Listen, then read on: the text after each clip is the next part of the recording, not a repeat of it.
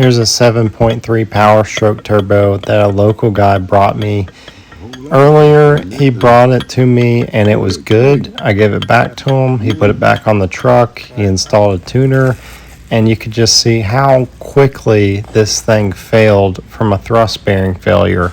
The reason it failed is because once you start increasing the boost, the 270-degree thrust bearing will fail very quickly. I replaced the rebuild kit with the rebuild kits that we carry. We've been selling these for years.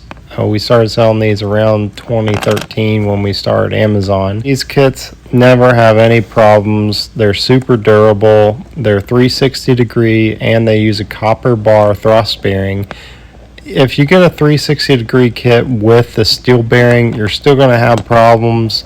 This is really a permanent fix for people that want to run high boost and have reliability with their stock turbocharger. 7.3 Powerstroke turbo changed 4 times, but this kit is for the reverse version of the 7.3 Powerstroke turbo that's called the GTP38 or TP38. This rebuild kit that we sell includes both parts for all 3 versions.